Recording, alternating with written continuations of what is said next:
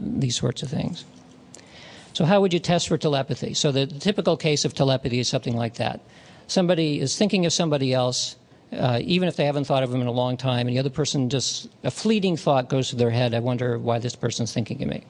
This sort of thing is reported, and actually Rupert Sheldrake has been studying specifically telephone telepathy, which is the idea that the phone rings, you pick it up, and you haven't looked at the caller ID, and you just know who it is.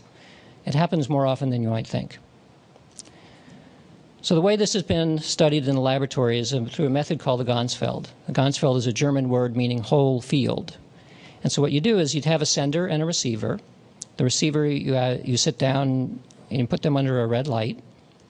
And you take 2 ping pong balls and cut them in half, and you put them over their eyes, and you ask them to keep their eyes open. Now you can imagine that if you're under a red light, your eyes are open, but all you can see is a uniform redness. Then after a few minutes, your brain starts to get starved for information, and you begin to project hallucinations, visual hallucinations. Let's see. So you also want to encourage people to get audio hallucinations. So you put white noise through headphones, and you have them wear headphones, and they sit in a comfy chair.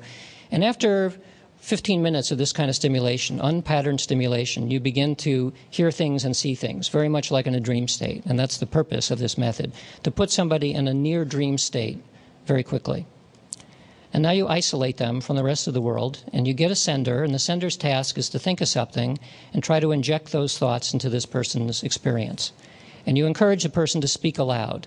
The technical term is to mentate. They're mentating whatever's going on inside their head, and the mentation is taken by a one-way audio link back to the sender to help the sender revise their mental sending strategy so that the other person will begin to get what the person is sending. So how do we choose a target? The target is chosen randomly from a pool of targets which are as different from each other as you can get. So in this case, we might have randomly chosen a target of an elephant. So the sender sees an elephant and then now is trying to think elephant-like thoughts and inject it into the mind of the receiver. And if you're lucky, the person will start talking about things like big animals and maybe Africa and so on. After about 30 minutes of that, you take the sender, the receiver, out of the Ganzfeld condition, and you show them 4 targets, and you may play back to them anything that they said, so that they may have been talking about a big animal in Africa. And now you simply ask them to choose which one of these 4 best corresponds to their experience. So by chance, they will choose the right one 1 in 4 times. And so we've collapsed an hour's worth of experiment into a single data point. And we do this for statistical reasons and also for clarity. The chance of getting it right is 1 in 4, 25%. These are places that have done this kind of experiment from about the 1920s until today. The cumulative results of somewhat over 3,000 such sessions from about 25 labs around the world. There's chance at 25%. The actual hit rate is about 32% cumulatively. And the error bars show 1 standard error. 88 experiments, the odds against chance are 29 quintillion to 1. This topic has been discussed in great gory detail in the technical literature and also in Psychological Bulletin in a couple of articles. Well, this is all subjects combined. Of 3,000 studies, typically college sophomores, people who are available, interested, just anybody. But if you look at special populations, in particular creative populations, or siblings, or people who have very high openness traits, which is a psychological trait, or have reported previous experience with things like telepathy, you find that their hit rate is not 32%, but it's actually way up here. It's more like 65%. So what kind of explanations are possible here? Besides the real telepathy explanation, you have things like it was a recording mistake, randomization problem, sensory leakage, on and on and on. The one that's been looked at that in most detail is the possibility of selective reporting. Because maybe there are 3,000 known studies, but there's 50,000 unknown studies, and if you stirred them into the mix, then it would all go away. But as it turns out, there are ways of testing or estimating how much missing data there actually is. And I'm not going to go into it because that's a whole talk unto itself.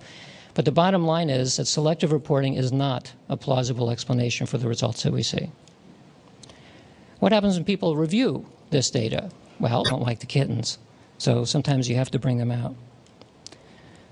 If all of the preceding was true, then it probably is also true that there should be correlations between people's brains who are isolated. And so you can do an experiment of the following type. You have to take two people, you isolate them, you have them think about each other, you get some sort of a light flashing stimulus to create evoked potentials in one person's brain, and you look in the other person's brain and see whether you get an effect. Very simple. So here's how we did it up at the Institute of Noetic Sciences. We have our fancy shielded room.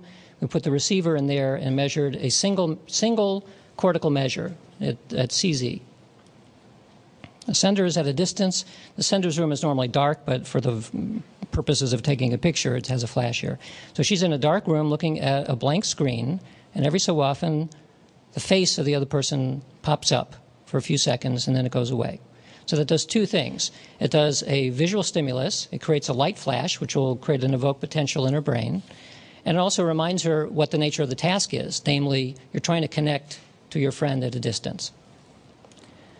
So the experimental data looks like this. This is based on 13 couples. The sender's brain gets a big evoked response just about at the right time scale that you'd expect. And the receiver's brain also showed a peak at that point. If you do a correlation and do the proper statistics, you end up with a statistically significant correlation in time between the two brains. Now, this is the sender's brain, of course, is completely expected. The receiver's brain is not, because the receiver is sitting in a dark room and nothing's happening. And by the way, the receiver never reports anything either. In this case, the receiver is not reporting seeing weird flickering lights or anything. She reports nothing. Well, this was published. Another study was published by some colleagues at the University of Edinburgh where they looked at overall level of activation in the brain using a topological map. And you can see here that when the light flashed, let's see if it points it, yeah. So the light flashes here, roughly 200 milliseconds later, there's a lot of activity in the brain and sort of dies away. What's happening in the composite brain of the receivers? As it turns out, there's an interesting activation that rises in the receivers, which peaks around 200 milliseconds as well. Again, the receivers don't report anything here. This is all unconscious, but nevertheless, their central nervous system is running in time sync, apparently, with what's going on in the senders. And yeah, the senders. There are lots of other studies of this type I could talk about, but I'm going to skip over them. And let's see. What about presentiment in the brain? Most of what we've looked at so far is presentiment in the autonomic nervous system. It's partially because it's easy to measure there. But what about in the central nervous system? So we did an experiment where we looked at presentiment in the brain in a very simple test where you basically sit down in a dark environment, you wear glasses that have LEDs in them, and every so often they flash. In fact, you're asked to press a button. Let's see. You press a button, and you know that 4 seconds later you will either see a flash or you won't see a flash. That's the nature of the experiment. And each person did 100 trials. The flashes are determined completely randomly using a true random number generator.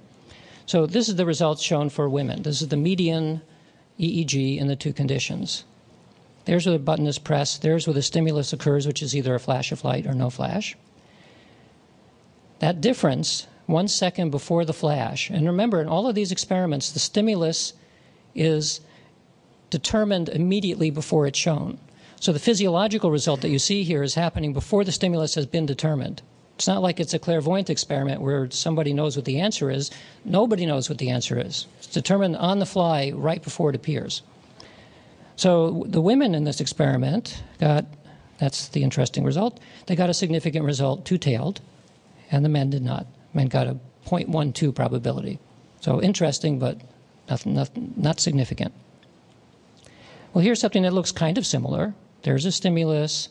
There are 3 different kinds of pictures, calm, violent, and erotic. For both the erotic and violent pictures, there was a rise, a presentiment-type rise. Females got a significant result for both erotic and violent, and males for erotic pictures only, which you see actually fairly often in this. Males become inured to pictures of violence. And we also have a different reaction. When we see a picture of violence, we sort of shut in. We don't get all emotional about it. Females in general don't act that way, and you just actually see it in these results. What we're looking at here is not skin conductance, but we're actually looking at hemodynamics. We're looking at an fMRI. So even in an fMRI, you can do this study, and you can